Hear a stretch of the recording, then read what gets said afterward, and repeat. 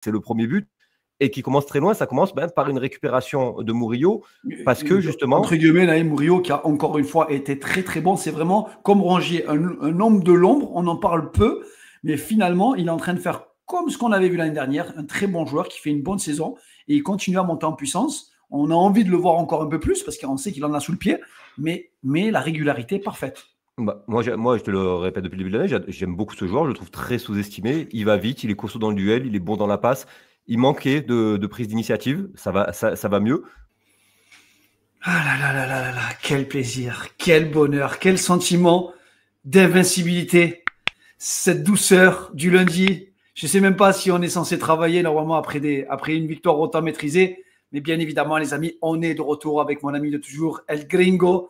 Comment je ne sais pas moi si je peux te poser la question comment ça va. Parce que je vois ce sourire. En ce moment, ça va plus que bien. Il y a vraiment tout qui va, hein. Le jeu, les résultats.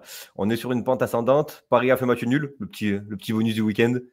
Ah, c'est magnifique. Et avant tout ça, les amis, vous le savez, on a besoin de la force, on a besoin de vos likes, vos partages et tout ce qui va derrière pour faire grandir la chaîne, pour peut-être aussi, nous aussi, un jour avoir Pablo Longoria, comme un certain Zach Nani l'aura, et pourquoi pas la Minute OM qui l'aura un jour. Vous inquiétez pas, ça viendra. On essaie de vous faire un travail de qualité, mais comme d'habitude, la petite bande-annonce avec l'Olympique de Marseille, champion, qui gagne la Ligue des Champions en 1993, les amis. Là, il ne peut plus parler, le pauvre. Il plaît. J'avoue qu'on y croyait, mais je ne croyais pas que ça allait à tourner comme ça. Ah, alors, mon ami El Gringo, je te vois tout souriant, tout heureux. J'ai l'impression que tu as passé une bonne soirée, toi, hier soir. Ah oui, ça faisait très longtemps qu'on n'avait pas tremblé du tout pendant un match. Même si tu te souviens bien, les victoires contre Montpellier, contre Toulouse, au début du match, il y a eu quelques petites actions pour l'un pour l'autre avant des victoires larges. Et là, c'est vrai qu'il y a eu l'occasion au tout début de match pour Saint-Etienne, mais ça a été d'une maîtrise impressionnante, vraiment dans le contenu, dans l'état d'esprit. Et surtout, ça annonce de très très bonnes choses pour la suite. Avant quand même de rentrer dans le match, parce que moi j'aime bien mettre ça, tu vois. Il y a des choses des fois on n'a pas envie de les voir et des fois on a envie de les voir. Et ça, j'ai envie de le voir moi aujourd'hui. J'ai envie de voir un Olympique de Marseille au 9 décembre qui est deuxième de Ligue 1, 29 points pris, qui reste sur 3 succès consécutifs face à Lens, Monaco, Saint-Etienne. Si on nous l'avait dit après le match d'Auxerre, je pense qu'on n'aurait pas cru. Quelque part, cette trêve internationale, Naïm, nous a fait un bien incroyable. Oui, la trêve… Bon, en fait, quand on regardait les analyses qu'on avait, on sentait que d'un côté, il y avait des choses inquiétantes, mais d'un autre, il y avait beaucoup de bonnes choses et il manquait pas beaucoup pour que ça passe. C'est vrai qu'on a touché le fond avec le match d'Auxerre, mais comme tu dis, hein, c'est peut-être ça qui aura servi de déclic. Et tout ce qu'on voyait dans la construction, tout ce qu'on mettait en évidence depuis longtemps, hein, depuis le match d'Angers, je ne sais pas si tu t'en souviens, où malgré le match raté, on disait il y a toutes les bribes du début de construction et il manquait la passe qui faisait la différence. Là, elle commence à arriver et il y a d'autres choses qui commencent aussi à arriver avec. Il manquait surtout. J'ai envie de le mettre quand même parce que pour moi, c'est tellement important, c'est tellement un plaisir de le mettre.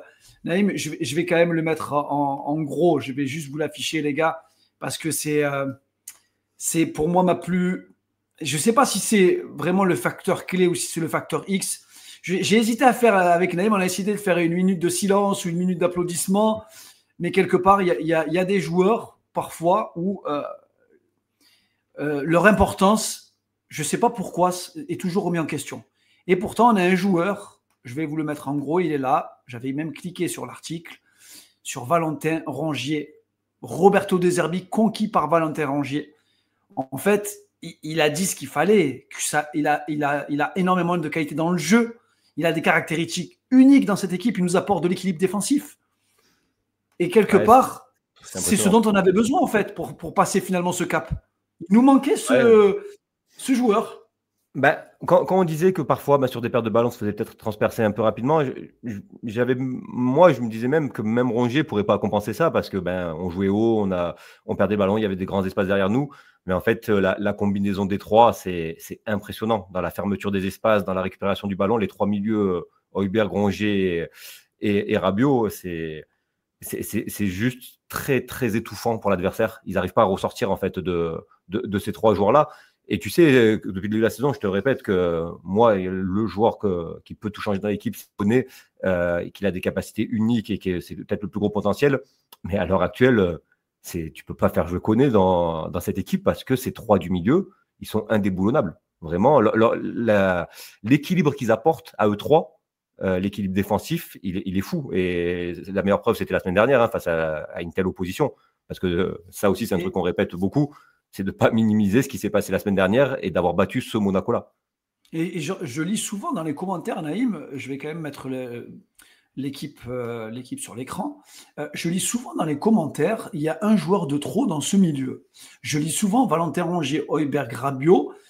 Finalement, il y a un milieu de trop dans ce système-là. Or moi, bête et méchant et discipliné, Naïm, hein, moi je prends le match de Rongier et je vois 103 ballons touchés. Il est sorti à la 69e quand même. Donc en fait, Rongier a touché 103 ballons jusqu'à la 69e minute de jeu. Je ne sais pas si on se rend compte, avec 90% de passes réussies. Je vais te prendre aussi notre ami Højbjerg, qui lui a joué les 90 minutes. Il a touché 162 ballons, Højbjerg. Je ne sais pas si on se rend compte. Et Rabiot, je vais mettre Rabiot, qui lui a touché un peu moins de ballons. Il a touché, il est où 85 ballons. Par sa position, 85 ballons. Est-ce qu'on arrive à se rendre compte que finalement, Roberto De Zerbi, ça demandait du temps. Tu l'as répété beaucoup plus souvent que moi même.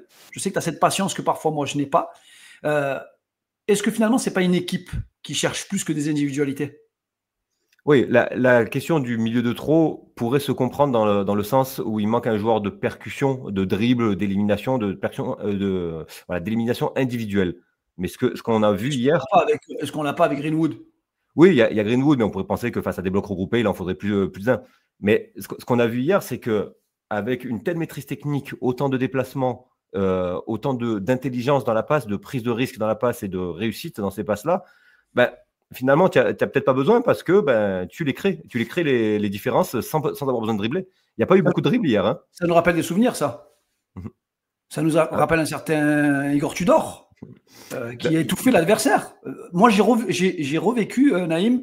Après, on va montrer un peu à l'image tout ce qu'on est en train de dire, mais on a revécu un petit peu ces fameuses récupérations en 3 secondes, en fait.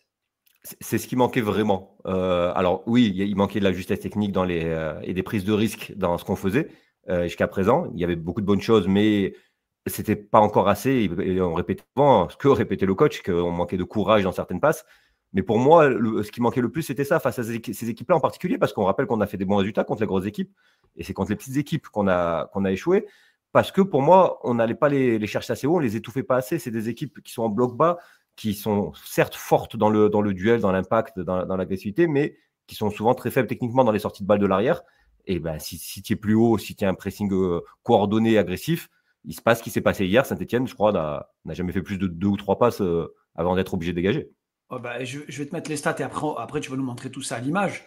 Mais je vais te mettre les stats ici. Elles sont… Enfin, ça fait longtemps qu'on n'avait pas vu ça, je crois. La dernière fois que j'avais vu ça, c'était avec Sampaoli, je crois que c'était à Brest. On avait autant écrasé l'adversaire. Je ne sais pas si tu te souviens, on avait gagné 4-0, je crois, là-bas. Un peu plus, non, c'était pas 4-1 ou 5-1. Je me Ouais, souviens avec une passe de Paul Lopez pour Under. Exactement, où on les avait vraiment éteints tout le match. Et là, je ne sais pas si on se rend compte, on a 70% de possession. La première mi-temps, je crois qu'on est à 72% de possession. C'est-à-dire que Saint-Etienne, hormis au bout de 2 minutes, qui a eu une opportunité sur un long ballon, bien évidemment, n'a plus jamais eu l'opportunité de vraiment faire peur à cette équipe marseillaise. Il y a un point, on discutera à la fin. Il y a un point qui me gêne, Naïm, moi, c'est les 9 corners. On en discutera plus tard. Mais sur la partie pressing, on les a étouffés. Mais vraiment, ça faisait longtemps, Naïm, qu'on n'avait pas vu ça. Toi et moi, même on s'est envoyé un message, on a dit, oula, là, c'est probablement le meilleur match de l'OM dans le contenu. On précise bien, on ne parle pas d'adversaire, parce qu'on a déjà joué des équipes faibles aussi, où on n'avait pas ce contenu-là. Mais dans le contenu, pour moi, j'ai revu le Brighton de Roberto De Zerbi. Oui, sans ballon, en tout cas, c'est indescriptible. On n'a jamais été aussi bon dans le pressing. C'est incomparable, c'est clair. Et oui, Saint-Etienne était faible, il n'y a rien à dire. Mais est-ce que Saint-Etienne était plus faible qu'Angers? J'en suis pas Non, certain. je suis pas sûr. C'est pas vraiment. C'est le même style d'équipe, c'est le même style de jeu. Et par contre, c'est nous qui avons quand même élevé le curseur. Tu l'as dit, sans ballon, mais surtout avec ballon. Avec ballon, on a été. Tu vas nous montrer ça. Tu vas nous montrer ça parce que là, excellent. Vraiment, il y a des phases de jeu où c'était du très très très très très haut niveau. Là, on va commencer peut-être par la plus intéressante, celle qui nous parle le plus, c'est le premier but, et qui commence très loin. Ça commence par une récupération de Murillo, parce que justement… Entre guillemets, Naïm Murillo, qui a encore une fois été très très bon, c'est vraiment comme Rongier, un homme de l'ombre, on en parle peu, mais finalement, il est en train de faire comme ce qu'on avait vu l'année dernière, un très bon joueur qui fait une bonne saison, et il continue à monter en puissance. On a envie de le voir encore un peu plus, parce qu'on sait qu'il en a sous le pied, mais la régularité est parfaite. Moi, je te le répète depuis le début de l'année, j'aime beaucoup ce joueur, je le trouve très sous-estimé. Il va vite, il est costaud dans le duel, il est bon dans la passe. Il manquait de prise d'initiative, ça va mieux. Mais voilà, encore une fois, cette récupération, elle illustre bien ce qui s'est passé hier. Regarde comme Saint-Etienne est bas et acculé, et ils ont été obligés de dégager un ballon qu'on a récupéré haut. Et là derrière, c'est du mouvement en permanence, de la passe. Première passe, pas facile. Il y a de la densité pour toucher Greenwood. Et on voit, regarde les deux joueurs, Rabiot et Rongier, ils sont vraiment dans le cœur du jeu.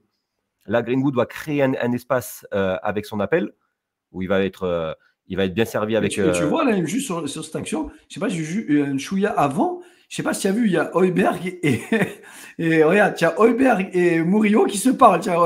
Tu vois bien Murillo qui lui dit, en gros, vas-y, rentre à l'intérieur.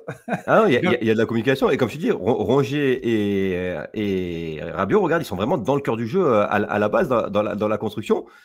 Il va y avoir un très bon appel qui va créer de l'espace.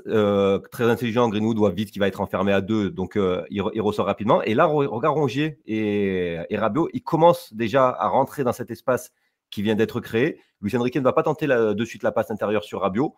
Il va ressortir. Et par contre, là, derrière, c'est tout ce qu'on parle là, dans cette justesse technique. Rongier, prise de balle intelligente. Il joue pas n'importe comment. Il s'est retourné au bon moment. Tu vois, c'est dur, dos à la cage. Il n'a pas cherché un appui. Il s'est tourné avec le ballon. Exactement. C'est encore un petit défaut qu'on a eu un peu hier. Parfois, je trouve qu'on revenait vite en une touche en arrière sans trop prendre l'information. Bien sûr. Cette action-là. Sur cette action-là. Rongier, il aime se tourner avec le ballon. Tu vois, il a arrêté le temps, vraiment. Il y a de la densité stéphanoise. Il y a vraiment beaucoup de monde. Et là, la suite, là, tout le monde l'a revu. Mais techniquement, ce qui a été fait entre Maupay et Rabiot, c'est exceptionnel. La remise de Maupay dans cet espace-là, elle est très, très difficile. Vraiment, il faut être chirurgical. Et le contrôle de Rabiot, limite, j'arrive pas à comprendre comment c'est possible sur un ballon comme ça qui vient un peu de l'arrière, un ballon en cloche, d'arriver à faire un amorti poitrine et de se l'emmener pour la reprise. C'est juste exceptionnel. Et cette action qui est magnifique et qui entraîne le premier but, le pire, c'est que c'est pas la plus belle action du match. Ah non. Mais Naïm, juste je t'arrête là, avant de mettre l'autre action. Je voulais quand même, parce que c'est un joueur clé finalement sur cette action-là, c'est Neal Maupay. C'est-à-dire d'être capable de faire cette passe-là. Et je vais quand même, je voulais mettre à l'écran, Naïm, la déclaration de Roberto De Zerbi. Maupay est un exemple sûr et en dehors du terrain. Il a énormément de qualité. Il a beaucoup d'agressivité dans son jeu. Il est différent des Wai. C'est plus un joueur de surface de réparation. Là, tu vois, parfaitement et il a moins de jambes que Wai. Donc, il va moins vite, attaque moins la profondeur. Ils ont un âge et une maturité différents. Wai est un joueur important, mais il est vrai qu'en ce moment, Neal est fondamental pour notre équipe. Il est fondamental pour notre équipe. Et ça veut dire beaucoup de choses, ça, Naïm. Quand on dit le joueur qu'il est fondamental pour l'équipe, ça veut dire réellement que le jeu doit passer par Neal Maupay dans les 30 derniers mètres. C'est quelque chose que tu avais relevé sur des matchs précédents qui s'étaient un peu moins bien passés. C'était le manque de nos attaquants de garder ce ballon dos à la cage dans la construction ou de passer devant leur défenseur. Et là, Maupay… alors, comme je l'ai dit, j'adore Maupay et hier, il a été excellent. Mais contre Saint-Etienne et contre Monaco et Lens, je trouve qu'il s'était vraiment fait beaucoup de fois passer devant par des défenseurs de très haut niveau. Attention, il faut le dire aussi. Mais il est sorti avec 3 passes D de ces 2 matchs-là et il ressort avec une 4e du match hier. Ce qui veut dire une chose, c'est que malgré tout, il ne baisse jamais les bras et il reste toujours concentré sur le jeu. Et à un moment donné, il finit toujours par trouver une solution. C'est un super joueur, vraiment. Ouais, c'est usant pour l'adversaire d'avoir un Maupay parce qu'il est petit, il est mobile, il est bon dans les remises, il est bon dos à la cage, il est toujours là à faire chier. Et voilà, quand il presse sans ballon. Et comme il dit, c'est un exemple, je pense qu'il veut dire, c'est un exemple pour Wai. C'est-à-dire que Wai, qui est un très jeune joueur, il ne faut pas l'oublier, et justement, il a quelqu'un qui s'inspirait pour progresser dans les domaines où il a des manques, c'est-à-dire dos à la cage, dans la générosité, dans l'effort, même si je trouve que justement, déjà, Wai, depuis qu'il est arrivé, on le sent quand il rentre en jeu, il rentre pas la tête basse du joueur abattu. Il lui manque cette réussite. Il a encore l'opportunité en rentrant, il n'arrive pas à faire des petits gestes. C'est la confiance. Exactement. Mais il commence à passer un peu plus devant les défenseurs. C'est pas comme Mopé, il part de loin bien sûr. Mais voilà, il faudra être patient avec Wai. Mais quelque part, on est dans le schéma parfait. On a un attaquant expérimenté, déjà efficace pour être titulaire, et on a Wai qui dans l'ombre va peut-être progresser avec moins de pression. C'est pas ce qui était prévu en début de saison, mais c'est peut-être la meilleure chose qui peut arriver à Wai. C'est très bien. Et pour revenir à la deuxième action, pour moi, qui est, je pense qu'on est sur c'est un chef-d'œuvre.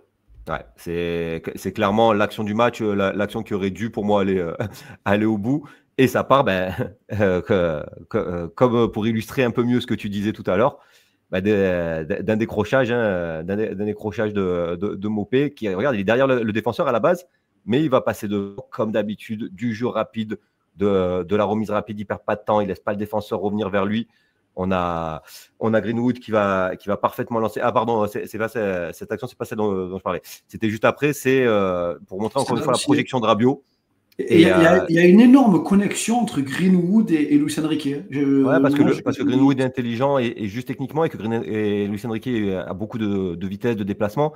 Donc le cherche à tous les coups quasiment. Il le cherche à tous les coups. Et le centre est très bon. Il a vraiment pas fallu beaucoup pour que Rabiot la prenne. Et donc là, encore une fois, une action qui part de très loin pour aller chercher directement Mopé qui va jouer en remise sur Rabiot. Et là, c'est tout ce jeu rapide, du déplacement. Greenwood prend la profondeur, donc va créer un espace.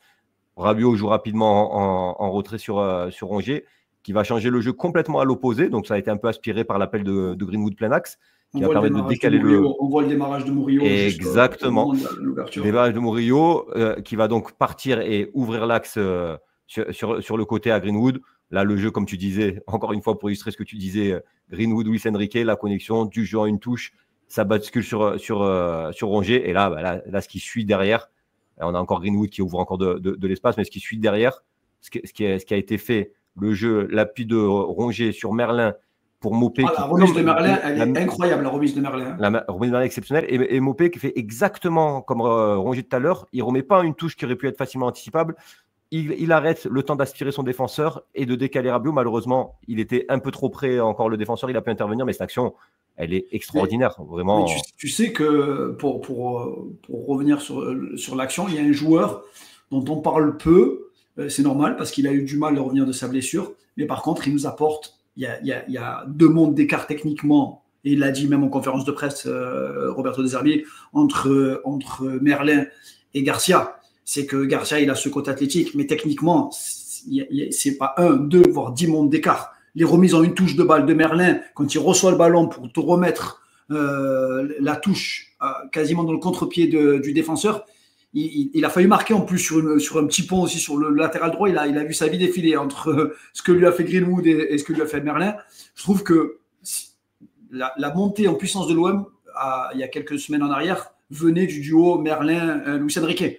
Et le retour de Merlin sur ce type de match-là, c'est pas anodin quand même de voir la qualité technique parce qu'il te faut un joueur comme ça. Ouais, dans la préparation, c'était sûrement le meilleur joueur, Merlin. Il faut s'en souvenir. Ah, bien sûr. C'était le meilleur joueur. C'était le meilleur joueur. Même en début de saison, il a été monstrueux. Ah, mais c'est vrai que cette blessure l'a stoppé. Et en fait, c'est son attitude à Auxerre sur le but, il l'a dit lui-même, qui a fait sortir de Zerbi de Ségon. Et je pense que avec Garcia, il a pareil, de la même manière, il a piqué un peu. Il a envoyé deux fois sur le banc. Garcia qui a des qualités différentes. C'est vrai qu'il t'apporte quand même plus de garanties défensives. Pour les 2 gros matchs qu'on avait, c'était pas une mauvaise idée de mettre Garcia avec une équipe qui était quand même en doute. On doutait avant de jouer Lens et Monaco. Mais comme tu dis, dans la construction du jeu, c'est inégalable. Et en fait, on l'a souvent ciblé, le pauvre Garcia, il est pour rien. Il a des qualités différentes. Lui, il a été très bon dans ce qu'il avait à faire. Il t'en faut dans une équipe. Exactement. Mais on l'a souvent ciblé parmi ces joueurs qui ne prenaient pas le risque de la passe qu'il fallait, qui n'osaient pas. Alors qu'il n'est pas si maladroit que ça, Garcia. C'est pas la chèvre technique qu'on dit. Mais c'est comme tu dis, par rapport à Merlin, c'est incomparable. Merlin est vraiment très très bon techniquement et dans la passe. ça te change beaucoup de choses. Et ça prouve aussi que cette équipe, elle a la ressource et elle a des capacités parce qu'il y a encore 3-4 jeunes sur le banc qui, pour l'instant, ne peuvent pas jouer parce que les titulaires sont excellents, mais qui ont les qualités pour y arriver. Donc, ça laisse de la marge. Et vraiment, en tout cas, ce qu'on a vu hier, là, les 3 actions qu'on a vues, elles sont magnifiques. On va mettre une petite dernière pour la route et pour remontrer à quel point Rongier est important dans cette équipe et qu'à la récupération. Là, encore une fois, appui sur Murillo qui va reprendre une position dans l'axe pour aller de suite chercher sur le côté. Là, appui sur Luis Enrique qui sort sur Rongier. Et là, l'appel de Murillo est parfait. Mais alors, la passe de Rongier, elle est exceptionnelle. Vraiment, dans l'intérieur, regarde les 4 Stéphanois qui vont être éliminés par cette passe. Le Greenwood est très loin au début de l'action, mais encore une fois, il va parfaitement attaquer l'espace libre pour arriver à la conclusion. Et il va rater quelque chose qu'il n'a pas l'habitude de rater. C'est vraiment, le centre de Murillo est très très bon. Et dans ce genre de situation, d'habitude, Greenwood, c'est assez chirurgical. C'est but.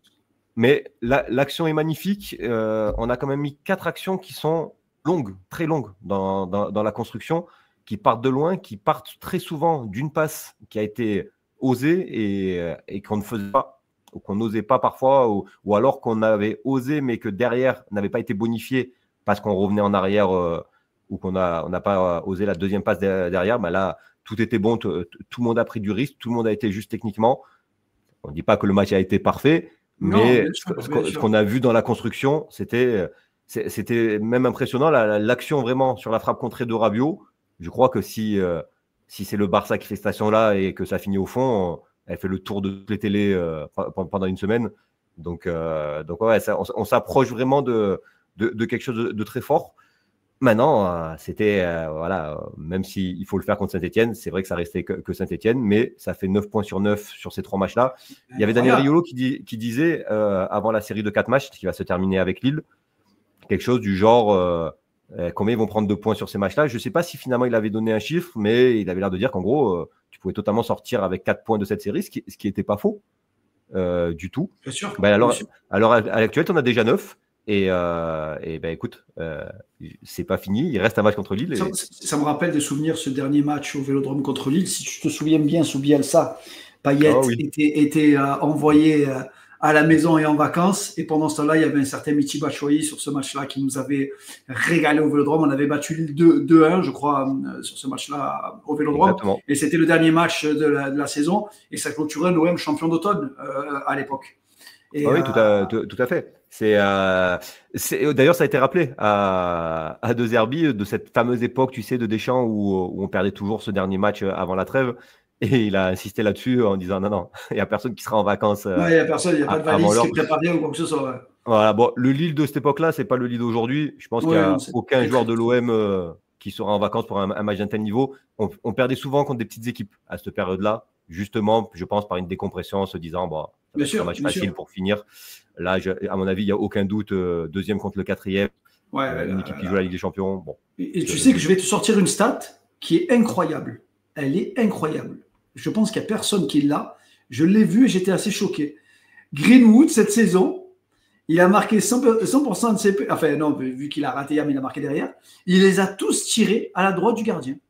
Ouais, je m'étais fait la remarque incroyable. Hier, parce que je me souvenais que les 3 premiers, il les avait tirés là. Et je me demandais s'il allait changer pour celui-ci. Et bon, alors, j'adore Greenwood. C'est vraiment, pour moi, un joueur exceptionnel. Oui, et je trouve que ça a été dur ces temps-ci. Les gens sont un peu durs avec lui en disant qu'il faisait des mauvais matchs. Je ne suis pas d'accord du tout avec... C'était Ronaldo. C'était Messi. Oui. Il peut faire que des moins bons matchs parce qu'il a été à un niveau tellement incroyable. Je ne sais pas si tu te rappelles. Chaque ballon touché, c'était une occasion ou un but.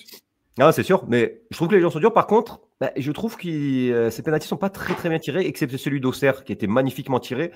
Tu vois, les deux autres. C'est le même, celui de Monaco. Il part du bon côté, le gardien, c'est fini. Et celui de Brest aussi.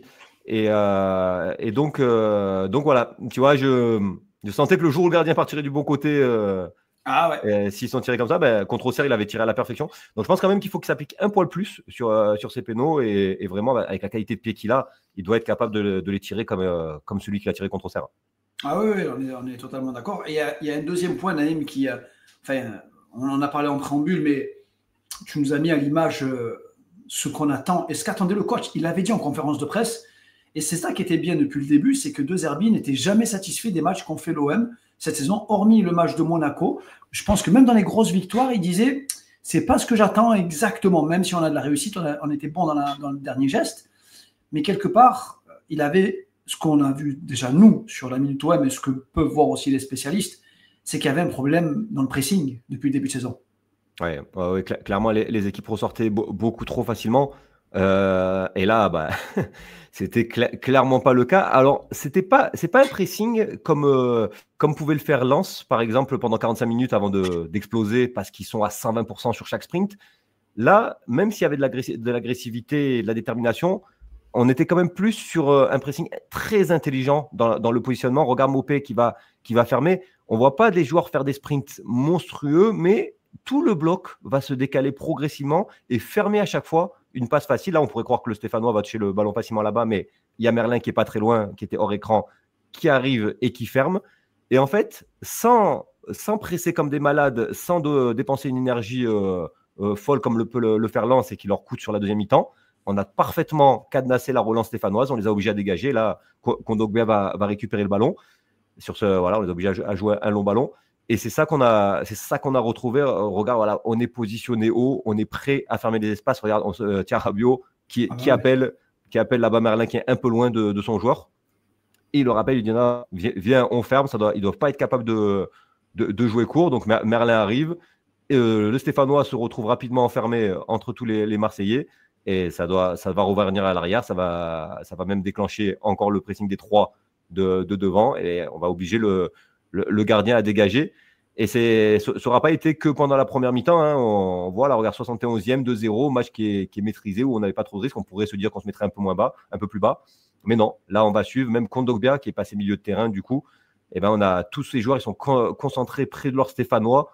Ça les fait reculer, ça les fait ressortir. Et exactement, regarde Kondogbia, il va aller presser encore ce joueur qui touche le ballon, qui va lui aussi ressortir jusqu'au gardien.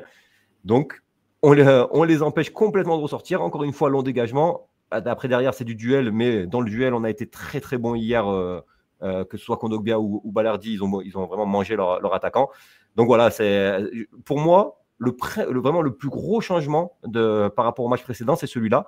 Parce que comme je te disais, dans le jeu, on avait vu parfois ce qu'on a vu hier. Pas aussi bien, pas aussi souvent, pas aussi juste techniquement.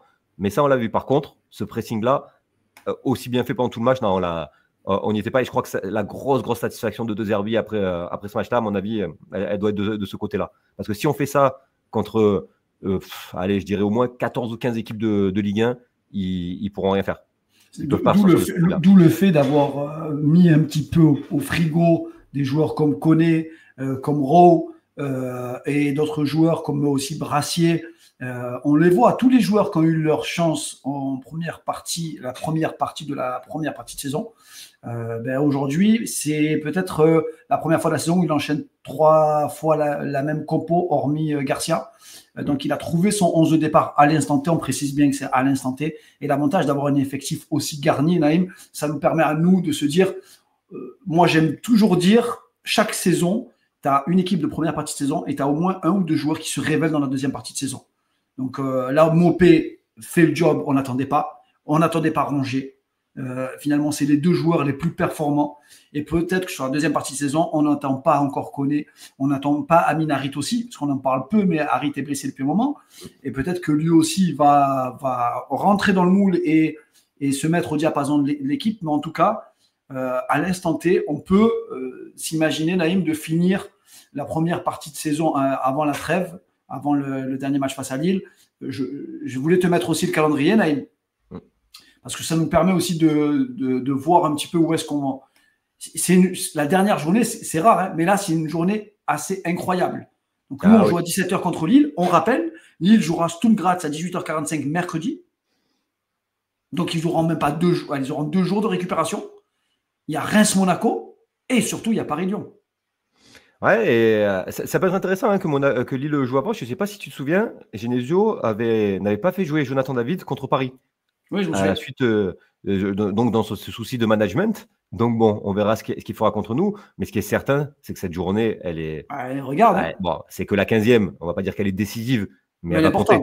Elle va compter parce que vraiment, tu as le premier qui joue le 5e, le deuxième qui joue le 4e et le troisième qui joue une équipe qui est très très difficile à jouer à domicile. Le 9e, qui joue donc, Reims, même s'ils traversent une période un peu difficile, il va falloir aller les prendre des points à Reims. Et Paris, Marseille et Lyon n'ont pas battu Reims.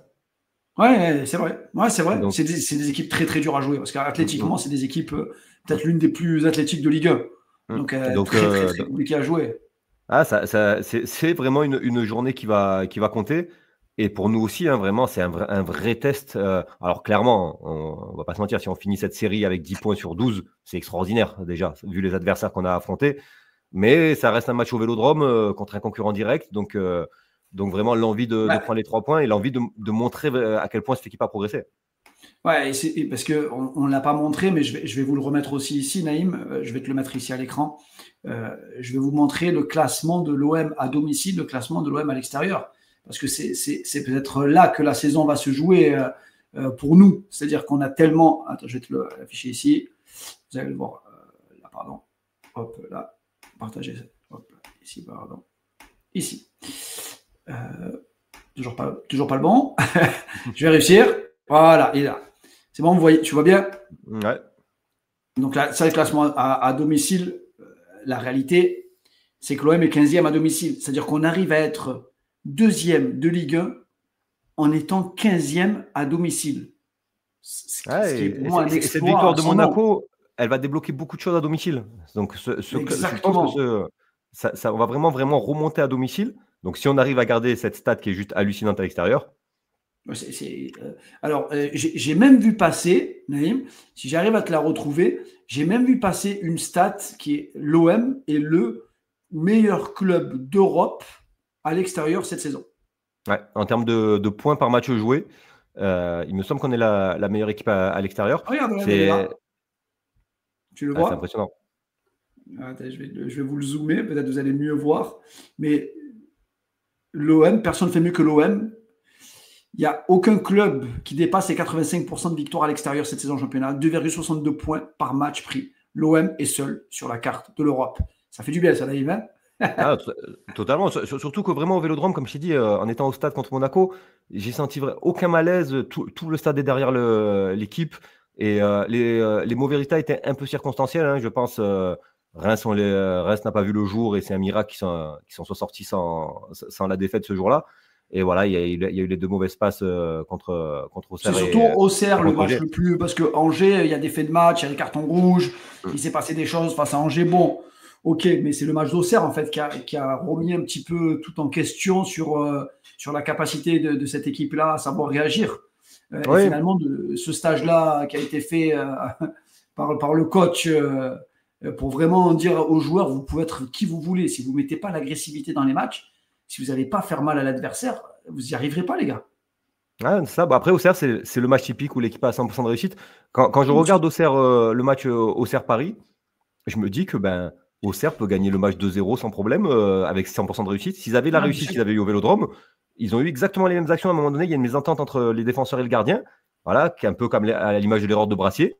S'il y a but là-dessus, que derrière la frappe de Traoré n'est pas sortie par un gros arrêt de Donnarumma, enfin tu vois, ils ont les occasions pour mettre 2-3 buts sur un match où tout leur réussit, comme ça leur a réussi au Vélodrome. Donc voilà, c'était une mauvaise période. Malgré tout, on est 2e du championnat, et ça ne faut pas l'oublier, parce que vraiment, on a vachement relativisé tous les deux pendant cette période-là, parce qu'on avait l'impression qu'on était 15e du classement quand on entendait les réactions, et on rappelait que c'était une jeune équipe et qu'elle se mettait en place. Jeune à la fois dans le fait que les joueurs qui arrivent sont récents et dans le fait qu'il y a beaucoup de jeunes joueurs aussi. Et on le voit, ces jeunes joueurs-là, c'est ceux qui sont sur le banc aujourd'hui parce qu'ils ont un peu plus de mal peut-être à s'adapter. Et ça rejoint ce que tu disais tout à l'heure. Ils sont sur le banc pour des différentes raisons. Hein. Brassier, ceux qui étaient attendus comme titulaires, Brassier, Wai, c'est vraiment parce qu'ils n'ont pas confirmé les attentes alors qu'ils partaient vraiment titulaires. Koné, c'est plus les blessures et les faits de jeu. C'est-à-dire quand il a été titulaire, ça a été à Lyon où c'était à 10 rapidement, puis à Strasbourg dans un match bourbier, ça ne l'a pas aidé. Et Ro, c'est encore un cas différent. Ro a été plutôt bon finalement à l'OM. C'est vraiment le changement de système qui fait que c'est le gros perdant quelque part de ce changement-là. Il aura son opportunité. Exactement. Et je pense que les 3 autres aussi. La saison est longue, même si on ne joue que 2 compétitions.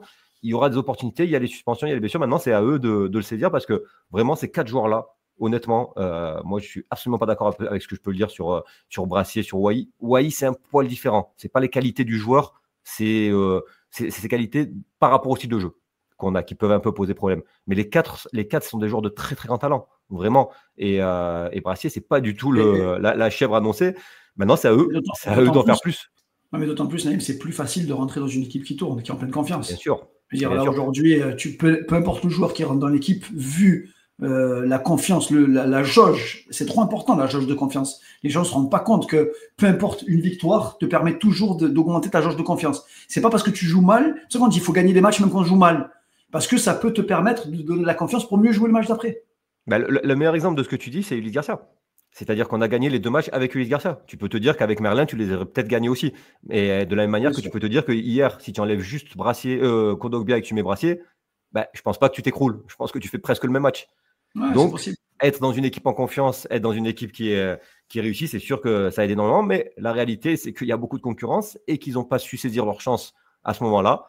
Ils sont jeunes, ça va ils vont avoir d'autres possibilités, ça va se reproduire. Mais là, pour le match qui arrive à Lille, bon, je pense qu'on ne se mouille pas trop en se disant que l'équipe qui a joué hier a peut-être Garcia avec Zegrova, peut-être à voir. Parce qu'il y aura Zegrova en face de Merlin, peut-être qu'il voudra solidifier le couloir gauche. Parce que là, Zegrova, c'est probablement le meilleur ailier de Ligue 1. Donc, je pense que c'est. Après Greenwood.